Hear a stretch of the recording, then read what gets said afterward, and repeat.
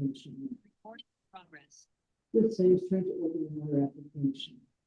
Yes. All right. Well, good afternoon, everyone. Thanks for joining us today. Excited for week 2. We're going to talk about meal planning on a budget. Just a few housekeeping things before we start today. We do have a policy in place, so if you're unable to make a live session, reach out to us, let us know, and we can help you through that. We're going to start recording these so that they're available for you if you're unable to make one of the live sessions. Throw your name in the chat too so that we can get you down for attendance and mark you off. And then finally, we've had some people noticing that they're getting the forms multiple times. So if you're getting that and you've already filled your forms out, don't worry about the forms if they're getting resent to you. If you fill them out, you're all set. So don't feel like you have to duplicate filling those forms out again. And with that, we will jump right into week 2. So just another reminder in our syllabus here. So last week we talked about an introduction to nutrition with Beth, and I am Jody Vandermeer. I am one of the registered dietitians here on the Meyer Health team. Excited to talk with you guys today about meal planning on a budget. Another reminder about our Nutrition by Meyer platform. There's so much more than just coming to these classes and listening in. We have free mini sessions going on for the month of August, sponsored by Dr. Shar. So if you want a one-on-one session to get things individualized for you, we're happy to meet with you one-on-one. There's also a private chat where you can message with one of us dietitians, but also if you want to track your fitness or your food, figure out your micro and macronutrients. And again, another reminder that this is more than just the classes. There's so much more you can do within the platform. So meal planning and preparation. We want to make sure we're planning, prepping so that we can be successful throughout our week. So there's a lot of things we can do, like planning ahead to help reduce the daily stress of deciding what to eat. So choosing one day of the week that consistently works with your schedule. So thinking about maybe when the ad changes over. So I look at the ad online and I say, okay, hey, I know Meyer changes its sales between Tuesday, and then the new sales start on Wednesday. So then I kind of start planning for the week. Hey, what can I get a better deal or better bang for my budget, essentially? How can I make my dollar go more? Are items on my grocery list going to go further in this week's sales or next week? So that's one thing I really encourage you to think about when you're planning your meals and creating your grocery list of what's on sale, what's going to help me save more. Also think about starting small when you're thinking about meal planning for the week. Knowing you're going to have leftovers and nights where you may want to get takeout or go out to dinner. So just planning a few meals a week or even snacks can help build that confidence. Another thing to think about is sometimes it can be overwhelming to go in store to grocery shop. So think about using our online platforms and purchasing for delivery, or you can do grocery pickup. So this can also reduce some of those impulse purchases that can really strain our budgets at times.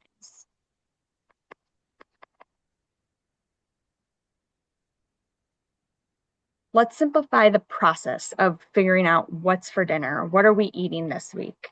Using weekly themes really is helpful to kind of keep you on track and figure out what's for dinner. What are we doing this week? So think about meatless Mondays, taco Tuesdays, super slow cooker Wednesdays. Maybe you're doing leftovers on Thursday and then pizza Friday. If you have a predictable structure, you can make grocery shopping easier because you're looking for many of those same staple ingredients each week because you're following a similar meal pattern. So maybe you get burnt out at Taco Tuesday, but want to stay on that same theme. You could definitely try quesadillas or burritos. So there's definitely some leniency and ways you can be more creative with the different themes you create throughout the week. You also want to keep things convenient. So stocking your pantry and stocking it smartly. So when your kitchen is stocked with nutritious basics, it's much easier to put together a healthy meal, even on our busy days. So think about frozen vegetables. These are a great option because they're picked and frozen at peak freshness. They last longer than fresh produce and are ready in minutes, especially if you get those steamable packets. And that's really one thing I want to hone in on here is that canned and frozen are just as nutritious as fresh. Other pantry items that we like to have on hand are going to be canned beans. These are going to offer plant-based protein and fiber, and they're very versatile for soups, salads, tacos, grain bowls. So they really can be an easy ingredient to throw into many of our recipes. Thinking about our frozen lean proteins like chicken breasts or fish, turkey burgers, or even our plant-based alternatives can be thawed and prepped pretty quickly for very simple meals. The other thing to think about when you're stocking for your pantry is think about our grains like brown rice, quinoa, oats, whole grain pasta, and our canned tomatoes. So these are creating a great foundation for many of our meals. And just another reminder here, if you're off mute, could you please mute yourself? Appreciate that. Thank you. The other tip is to start cooking efficiently. So this is one technique that is used is called batch cooking. This involves preparing larger portions of a meal and saving extras for future meals. So recipes like soups, chilies, casseroles, stews, and shredded chicken tend to freeze well and reheat well. So with batch cooking, you might be investing a little bit more time to prepare what you might be making, but it will pay off later that week when you just have to reheat it. So I think about one thing we like to do at our household is batch cook chicken. And we typically do it in the crock pot. So then when it's ready, I can take it out and shred it.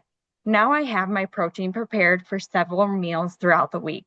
So maybe I'm going to make tacos with my chicken. I'm going to make a stir fry and add some frozen vegetables. And then I'm going to make a chicken salad or chicken salad sandwich. So really keeping it versatile and different variety throughout the week so that I'm not necessarily getting burnt out from eating the same food over and over. Another benefit of batch cooking is that you can help take advantage of grocery sales and buy ingredients when they are on sale and then use them before they spoil because you can freeze whatever you're making that day.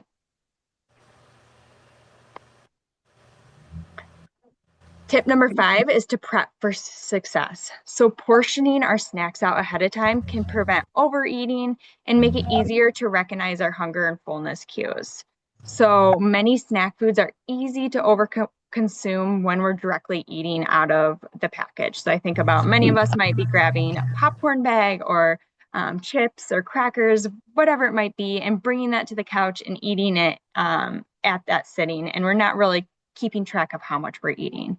So if we pre-portion our snacks, this is a built-in awareness for a serving size. And that only takes a few minutes after grocery shopping. Another thing is some snacks already come pre-portioned. So that is another option as well if you want to buy pre-portioned popcorn snack bags, or maybe you want to get the peanut butter cups that are already portioned out for, apple slices. So there are some easier ways if you don't want to do it yourself.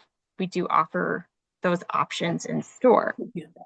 But when we are considering making a snack, think about putting protein and fiber together to help build a well-balanced snack.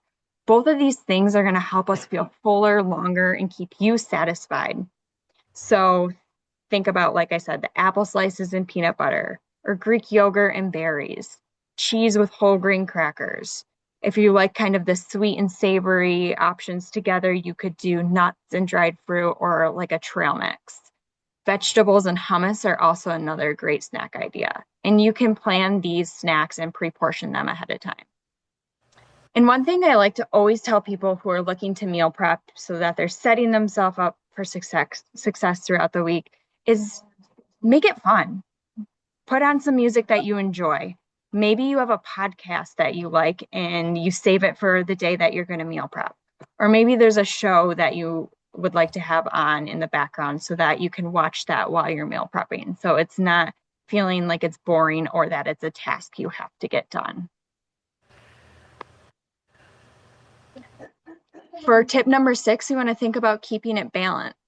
So including all food groups, vegetables, fruits, whole grains, our lean proteins, and healthy fats. So when I'm meal prepping, I think about, right, I batch cook those things, but I want to think about how can I add to my protein that I have batch cooked to make a meal that is well balanced. So maybe I'm adding those frozen veggies, or I have some canned peaches on the side. And so I'm going to prepare those to have on the side with my meal. So thinking about how you can also repurpose your ingredients throughout the week to make meals interesting, like you're not eating the same things over and over again. So how to eat healthy on a budget. There's some 10 really good suggestions and things here that I think are helpful for people to make sure that they're stretching their dollar as far as it can go. So one thing is to start creating a weekly meal plan and then stick to the grocery list to avoid impulse purchases.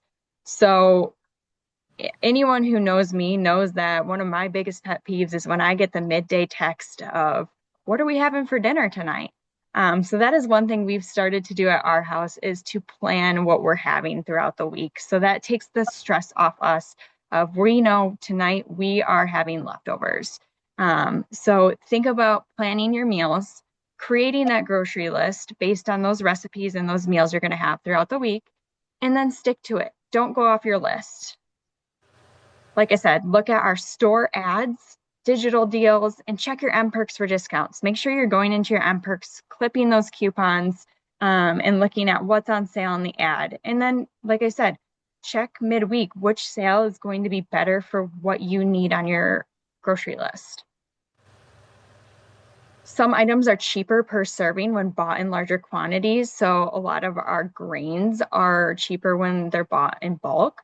So oats, rice, beans. One thing you can look at is how much things cost per ounce on the shelf tag. So that's a good way to identify which item might be cheaper if you're comparing two products.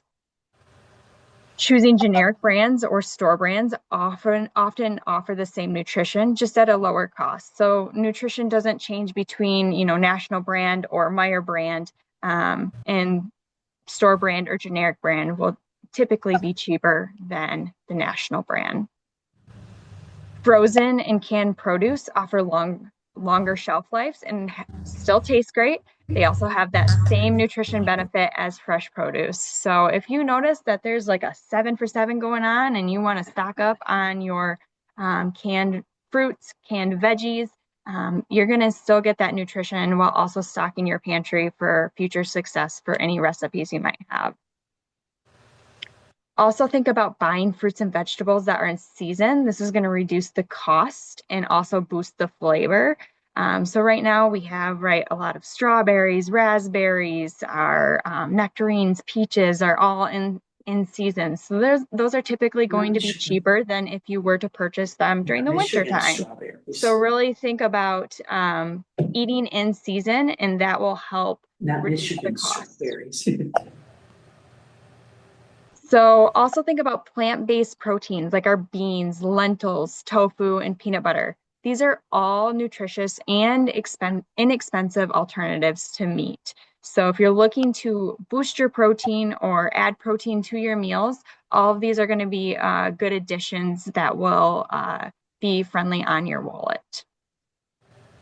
We talked about this a little bit already, but cooking once, eating twice. So preparing those larger batches of food and freezing those portions for later, going to help save time, especially during the week when you're busy, and then also save money if you're buying those items when they're on sale. We also know that preparing meals and snacks at home can cost less and provide more servings than when we may go out to dinner or get takeout. So also think about that. Maybe you're planning that you're only going to do takeout or go out to dinner 1 or 2 times a week. So that way you can have extras that you're preparing at home of your home cooked meals. And then storing fresh food properly, this is going to lessen the chance of spoilage because we want to make sure that what you're buying, you're going to eat. So how can we extend the shelf life of our fresh foods? And we're going to talk a little bit more about that. So I do have some produce storage hacks. Berries and leafy greens will often become soggy when washed right away. So thinking about not washing certain produce until it's ready to use, as that moisture will accelerate spoilage. Using breathable containers like glass or vented containers can help manage moisture. I know when I prepare my lettuce for the week, and I'm washing it, then I spin it to dry, I'll add a paper towel into my container where I'm storing my lettuce so that can absorb any of the excess moisture that didn't get spun out when I was drying my leaves of lettuce. Also, some of our fruits and vegetables produce ethylene. So apples, bananas, and avocados, these are going to emit that ethylene gas that speeds up the ripening process. So you want to keep this away from your leafy greens and berries because you don't want to accelerate the ripening process or get those to spoil quicker. However, on the other hand, if you need to ripen a fruit faster, keeping those fruits or vegetables by those ethylene producers will decrease that time. Another really easy trick too is you can put them in a brown paper bag, and that will help speed up the ripening process if you need to get something and use it right away. So these are some really good tips for specific produce items to store them. So carrots in a sealed container with a damp towel in the fridge. I know if I buy the pre-cut carrots, those are pretty moist, have a lot of moisture in the bag already. So just making sure I clip that off really well with a chip clip or a bag clip so that moisture is still in there and they don't dry out. Herbs, you want to think about storing in a bouquet. So like flowers loosely covered with a plastic bag in the fridge. So making sure there's a little bit of water in the jar. Berries unwashed in a breathable container until ready to use. I do say that if you know you're going to eat berries that day and you want to wash them because you know they're going to be used for a couple different snacks, I think that's totally fine. They're not going to spoil during that time that you've washed them for that day. For tomatoes, room temperature until they're cut, then it's best to refrigerate. Avocados, room temperature to ripen them. And then once they're soft, get them in the refrigerator. I know avocados, the shelf life is pretty long once you get them in the refrigerator. I feel like they last really a long time for me. Like I said, our leafy greens, airtight in a container with paper towel. Onion and garlic in a cool, dark place, not in the refrigerator. Same with my potatoes. I do the same situation as the onions and garlic in a dark, cool place, not in the refrigerator. I do want to call out that those who qualify for SNAP, this is a supplemental nutrition assistance program that provides access to food. So this is a great program to help encourage those to stretch their dollars, but also support by, getting more fruits, getting more vegetables. And Meyer really supports those who are on the SNAP program. And some of the good call outs here is that anyone who's eligible for SNAP, if they use their EBT card in store, we do offer 10% off all produce and then 40% off low-fat and fat-free milk. And some of the other benefits, so if you're using the SNAP card online on the mobile app where it's taken, so that's a really cool thing too, is it can be used online. We do offer free home delivery to SNAP participants to make it easier to access those healthy foods, as transportation can really be a barrier for some people. Something else I would like to mention here is that Meijer just became the first retailer in Michigan to accept quick benefits online for grocery orders too. So that is a new service or opportunity for those to use those benefits as well online, but also we do accept them in store too. So we've talked a lot about meal prepping, planning. Now, what are we actually going to eat? So these are just some really great recipes and ideas and things that you can maybe throw into your weekly routine that are quick and can be prepped ahead of time. So I think Beth mentioned this last week, but eggs are very economical and they're a great protein source. And this is what's going to help us feel fuller longer and support our lean body mass. So all of these recipes here are egg-based. And as you click through the modules on Healthy, you should be able to click on the download recipe link and it will bring you to this recipe so you can specifically see all the ingredients. But here I think about like a frittata or egg bites. That's something you could make very easily and then will freeze nicely as well too. So I know some people like to make the egg bites for the week and they freeze them and then they'll pull them out and microwave them the morning that they would like to eat those for breakfast. Breakfast tostadas also are a quick and easy meal to make in the morning. So just some easy ways to get some high protein breakfast ideas in that are egg based. I also have some grain-based ideas. So overnight oats, this is one of my favorite options to meal prep is you can create, so many different recipes and use different ingredients in overnight oats, but you can prepare them for the entire week and they'll stay good. So I know I prepare my overnight oats on Saturday or on Sunday to eat throughout the week. So you're going to get some great fiber with all of these grain-based recipes for breakfast too. You can also do a Southwest oat bowl, so taking more of a savory take on oatmeal. Doing a whole grain toast with hummus.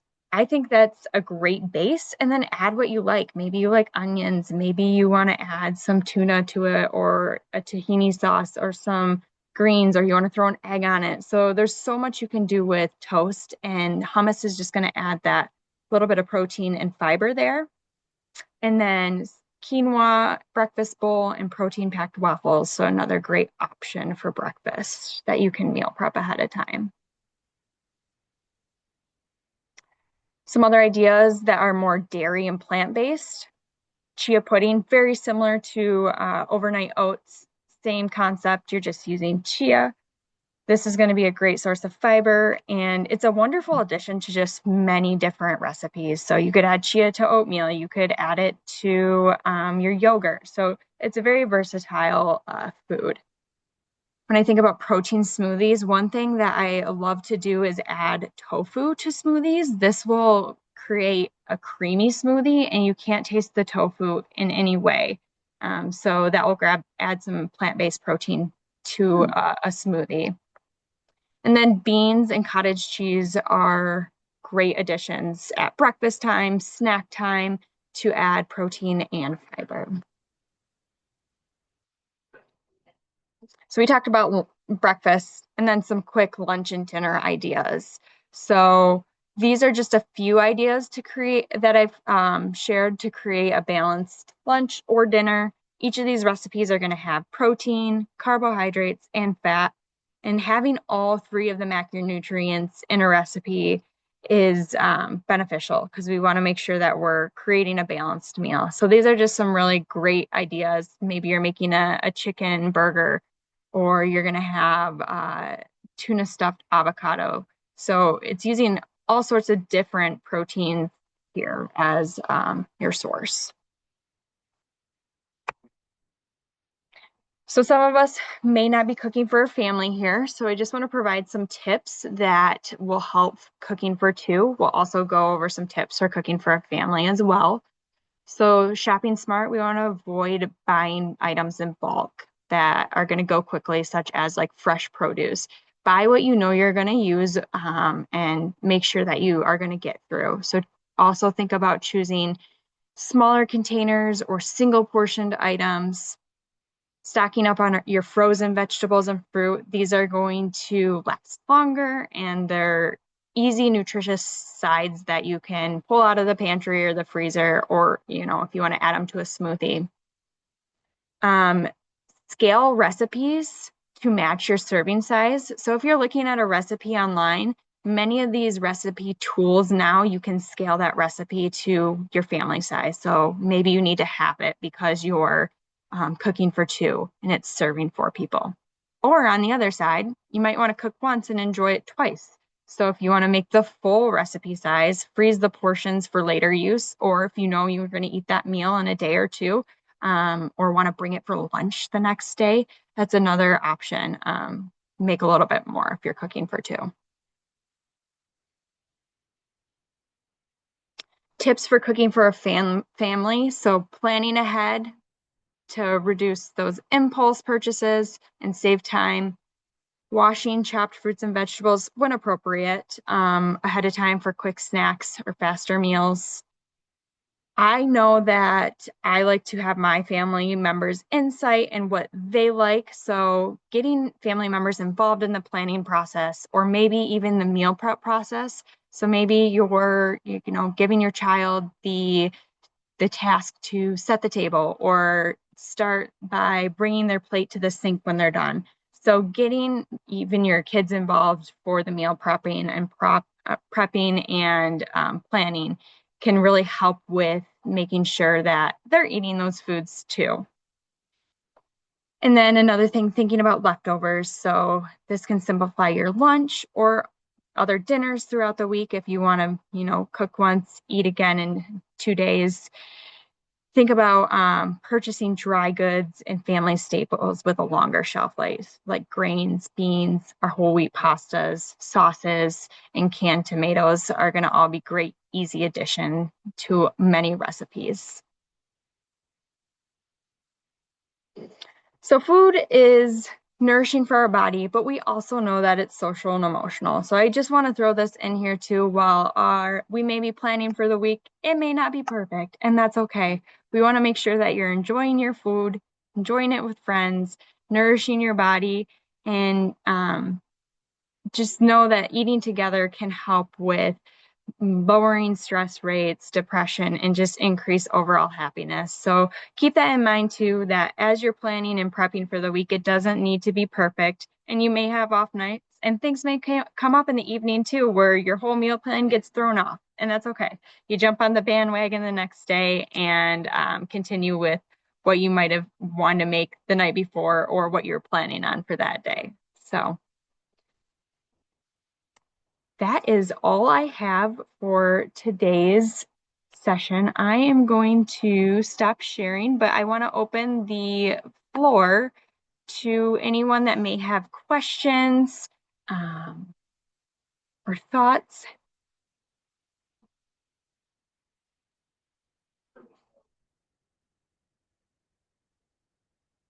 Okay. Well, we will stay on for a little longer, but I also want to just do a reminder. Get your name in the chat so we can get you checked off for attendance. We have those free mini sessions this month with Dr. Shar, and would be really excited to talk to you if you have more questions about specific meal planning for your family or meal prepping ideas. Happy to walk through that and stretch your dollar as far as it can go. Thanks for joining, everyone. I hope you have a great rest of your day, and make sure you check out the other modules in addition that we have attached with this program. One of the questions in the chat were, how do we get our vouchers? And you have submitted a form that says whether you want a Meijer physical voucher, a Meijer unique offer code, or a local farmers market voucher, and those vouchers will be sent by your local My Michigan provider across the state. There are different ones, so you'll need to be on the lookout for those, whichever you've chosen, and those will be sent after weeks 3, so after next Wednesday, and then again at the end of the program. So you will be getting roughly 3 vouchers or 3 unique offer codes at a time. So be on the lookout for that in the coming weeks. I also just saw a question there for our recipes on the app. So we have a plethora of recipes. If you go to meyerspecialtypharmacy.com, you can get a ton of different recipe ideas there. That is where those links from the presentation will take you to the specialty pharmacy website where thank you, Beth threw it into the chat there, and you can kind of sift through based on your family preferences and see what you may want to try. They're all very delicious. I also put a link in the chat for the free 20-minute mini sessions just above. So if you're interested in signing up, that's there as well.